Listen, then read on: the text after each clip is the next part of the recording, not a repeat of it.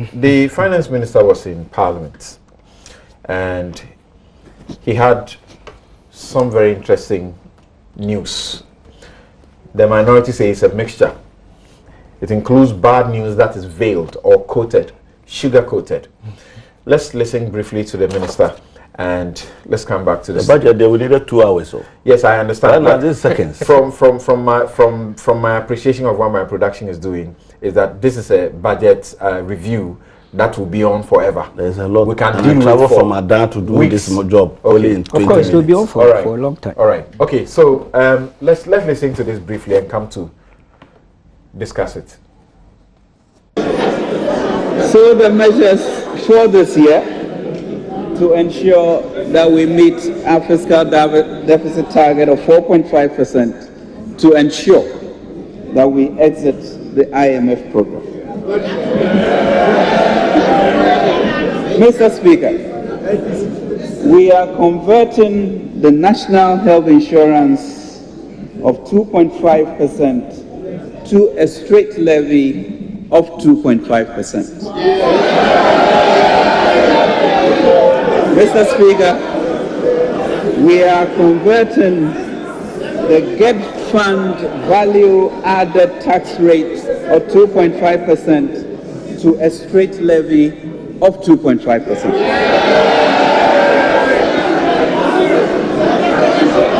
Mr. Speaker, Mr. Speaker,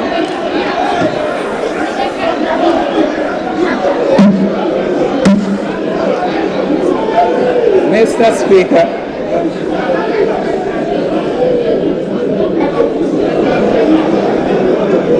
Mr. Speaker, VAT will thus be maintained at 12.5%. Mr. Speaker, Mr. Speaker, well, they are imposing a luxury, we are imposing a luxury vehicle tax with capacity of 3 liters and above. Mr. Speaker, we are reviewing personal income tax to include an additional band of 10,000 cedis and above per month at a rate of 35%. Mr. Speaker, we are intensifying the compliance measures to make sure we collect the taxes that are due us. Mr. Speaker, as part of efforts to improve revenue performance, we will intensify tax compliance and plug existing revenue leakages. Beyond this, Mr. Speaker, any taxes should be to elicit socially desirable outcomes, such as a better environment in this regard. I would like to inform the House, Mr. Speaker, that there will be no increase in VAT.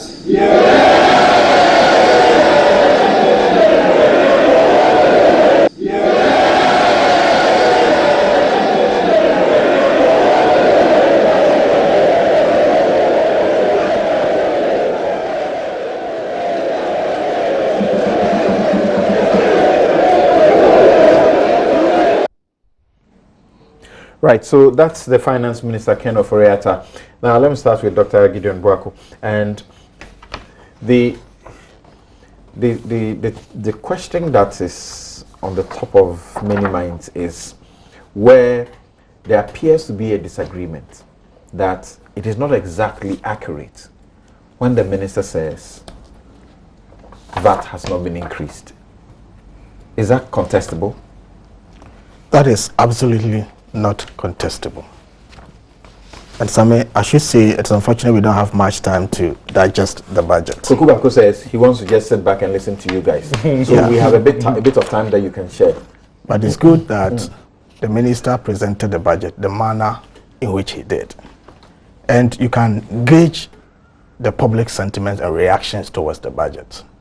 I don't know if this is the best budget or the Asempa budget or the 2018 one.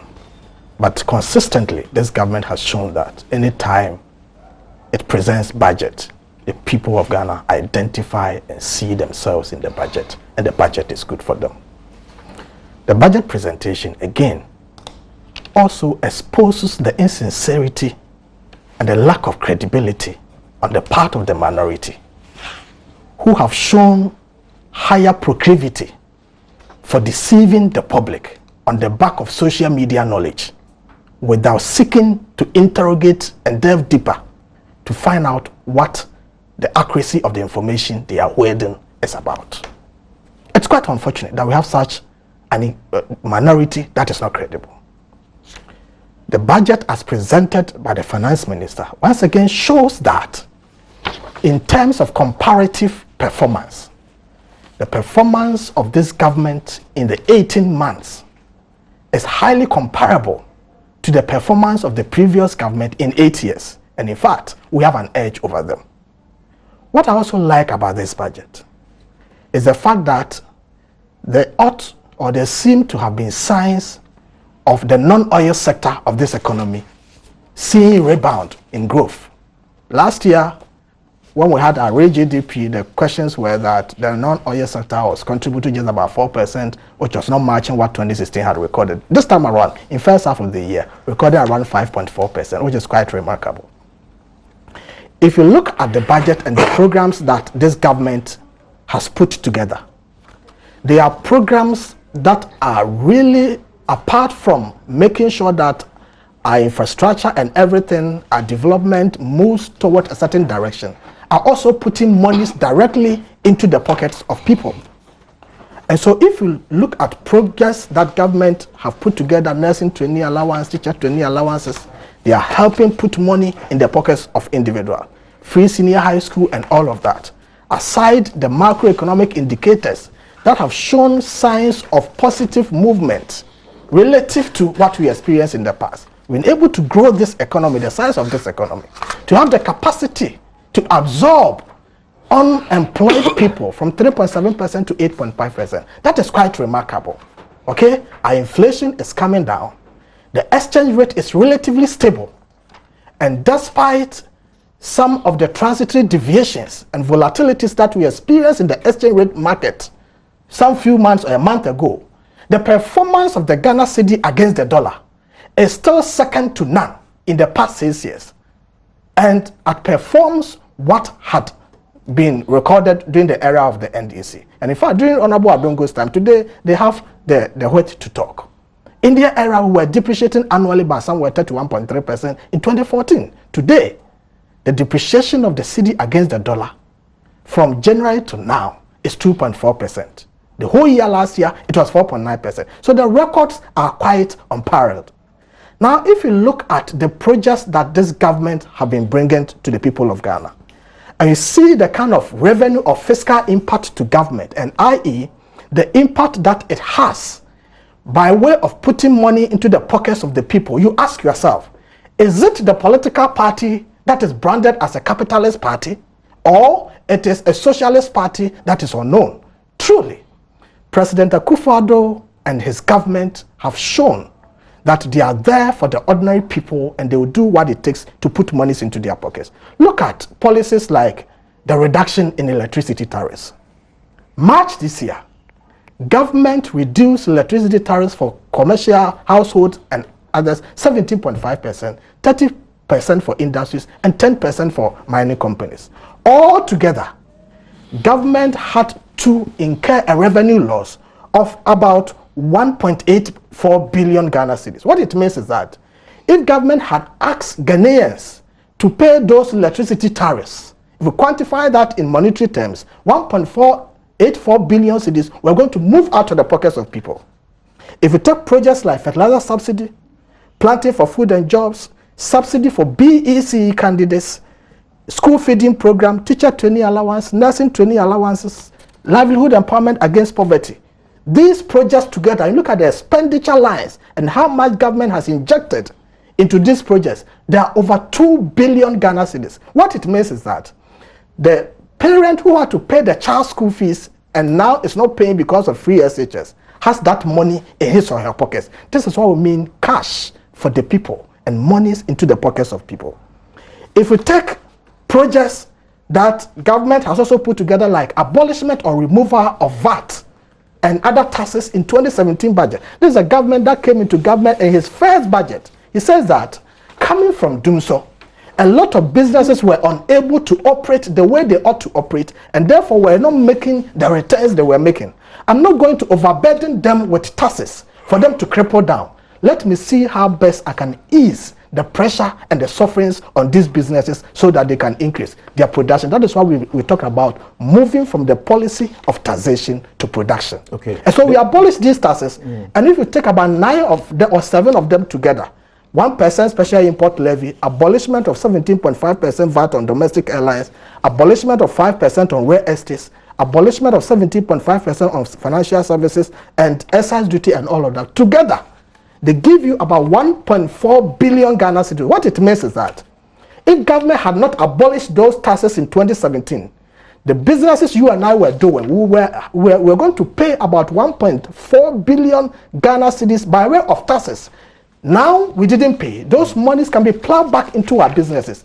If we put all these together and others, from 2017 till now, government, through the social intervention policies that it has instigated, has been able to inject over 5 billion Ghana cedis into the pockets of individuals and businesses. Let's hear what their overview to is.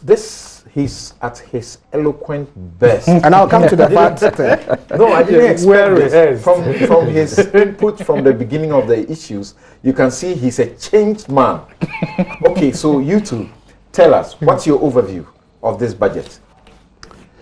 Okay, it's unfortunate that this state has come at the tail end, to be honest with you. I'm really not happy that you have all the weeks, you know. Yeah, but at least I have a bigger platform today to deal with this matter. Okay, so go ahead. And you will be having parliament as well. To separate the PR from the reality. Let's have your overview. You heard his. Well, the minister had a very difficult decision to make. Ghanaians had gotten to know the decision.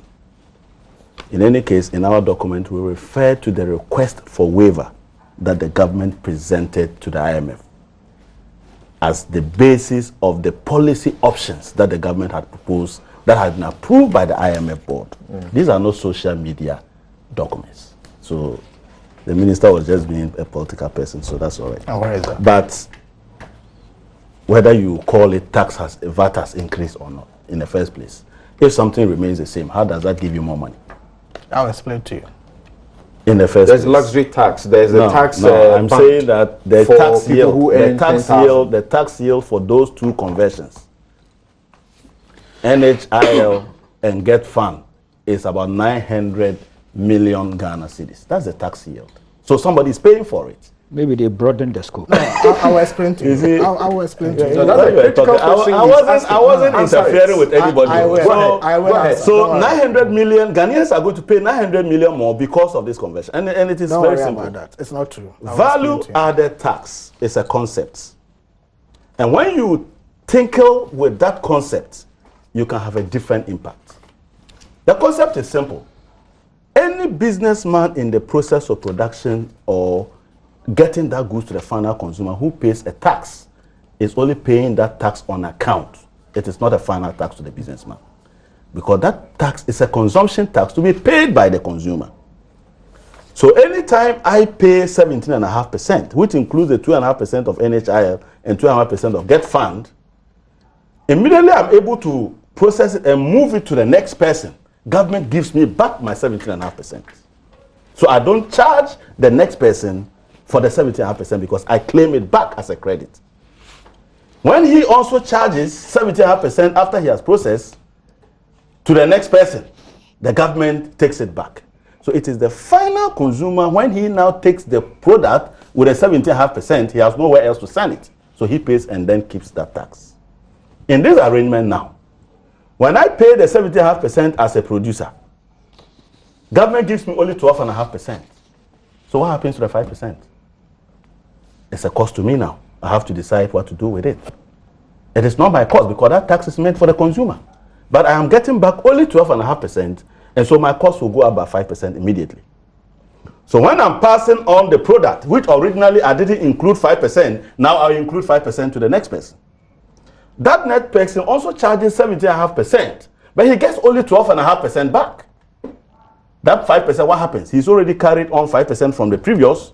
He will also add another 5%, so 10%. So depending on even the number of players in the value chain, this can go as high as 20% by the time the final consumer pays for the product.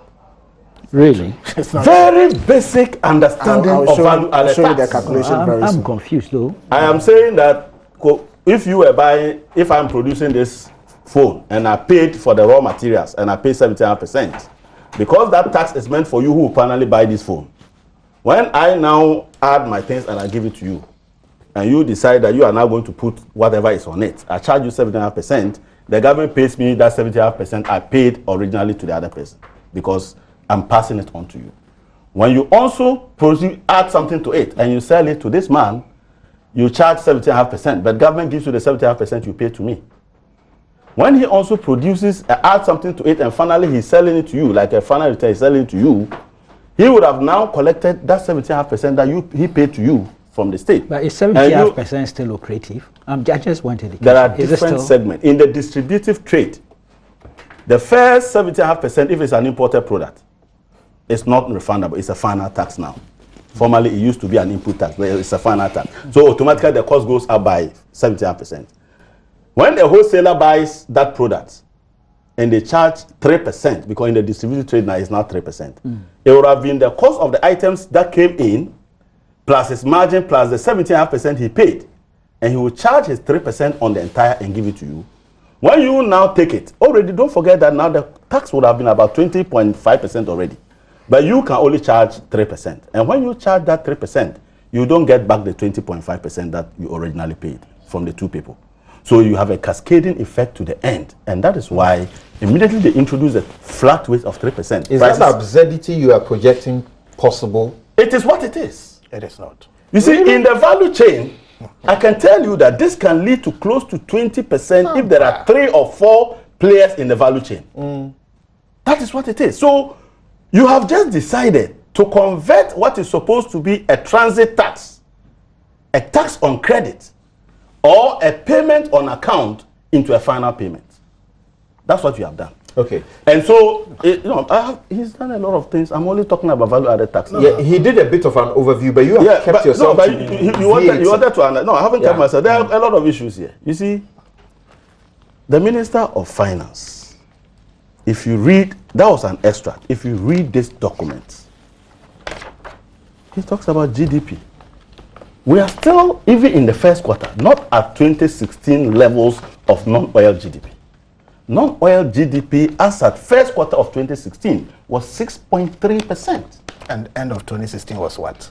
End of 2016, non-oil was 5.1%. Non-oil. We are dealing with non-oil. We have what? You did 4.9. 5.4 this year. And I'm saying that is for the first quarter. Oh, so the first quarter of 5. The end of year for you are not listening to me. It beats the end of year. Year on year, as you see, you are not understanding the statistics. Year on year, you did 5.4 at the first quarter. We did 6.3 at the first quarter. How can you say 5.4 is better than 6.3? What you ended with is what matters. What we ended with was 4.9, and we did 5.1. Look, there are several issues here. I know. I don't know why. I don't know why. Hold on briefly. But you see, Isaac, hold on briefly. Yeah. With respect, hold on briefly. I've seen Dr. Bwako. He's got this colorful attempt to explain this VAT issue. But can I get you quickly? I don't know. You prefer to do a bit of an overview rather than respond specific to the VAT matter. Yeah. No, but the VAT, we need an expert to give his view on the VAT. Do that quickly and briefly. I can easily show you. Get an independent person to tell us what the VAT. Do that quickly and briefly. You see, this is my surprise that I was listening to the news and the TUC's representative was called and he was celebrating what has been done. I'm like, I don't remember the last time I heard anything like that. That is it. That a budget or matters of budget are read and the TUC is excited. Okay, just a quick one on that one. I think that the way the document was packaged, his interpretation cannot be totally wrong. You mean Isaac's interpretation? Yes, cannot be totally wrong. Okay. But we would have to look at how this thing is going to be operationalized. That is what I want to. I want to. Yes. So before we run into tax, spend some 3 minutes for your overview. And let me see. Before we run into tax cascading, okay. I think that's okay. So I think that we've made some progress. We cannot deny that as a country. In terms of macro stability, deficit, inflation, but the process of disinflation started way back to some extent, but we have consolidated that. That is good news. That's continuity, I think so. If you look at GDP performance, I think that it has picked up, but of course, if you look at the composition, the non-oil real sector, we are concerned because we haven't made significant progress. And I want to believe that when you read the entire document, there is some admission from government perspective that the real sector needs to pick up going forward. Because ideally, once you don't, the real sector is not doing quite well, it will also affect your revenue generation also. So whilst we have made this progress in terms of stability, I think that there are challenges that we need to look at, which would probably go beyond a political party. So our revenue envelope hasn't been doing quite well. We are below target and we are all concerned. It didn't start with this government. I mean, for some time now, this has been our problem. So even if you look at IMF reports on for this country, even under the program, in terms of revenue performance, we haven't done quite well. The way we have sought to manage that over the years is to cut its expenditure. Okay, but that in itself could be hurtful to the economy. But in order to manage, or in the process of fiscal consolidation and all of that, I think that these are maybe the policy options available to government, to all of us. But then again, when you look at the revenue envelope, the country loses a lot of money, especially when it comes to illicit financial flows, that we haven't done quite well in all this called transnational crime, okay, illegal mining, illegal fishing, illegal logging, crude oil theft, and all of that. We seem to be losing quite a lot of money from there. Then when when you look at the city's performance, I think that of course, in the last 2 months or so, we have seen certain movements which probably may not be solely as a result of weak economic fundamental, but has a lot more to do with the external development in terms of... That's frightening, isn't it? Yeah, to some extent, but... Very frightening. Yeah. If you have had to deal a bit with the dollar and have to I can tell you that you would know that it's some frightening. some of it anyway. Before you but the point is that your ability to withstand the external shocks some also of it is depend what? on you. You see, 30 seconds. when Some you, of it when is you what? see a contraction of your net foreign assets by 24%, you cannot attribute that to external shocks. That's what has happened. That's what has happened. But, Interesting. but what we are seeing is because of portfolio movement also. Yes, but and it's largely in reaction. It's been like that every year. Doc, I don't know how you can spend like 30 seconds. You have this very beautiful thing. Yeah, Yes. and I think We're run out of time, I wish unfortunately. your producers could even project. My apologies to all of you that we should rearrange this properly. On why there isn't any increment in the VAT. You see, we are talking about levies and the treatment of the levies. In the current VAT as it stands, I don't know if your producers can screen this.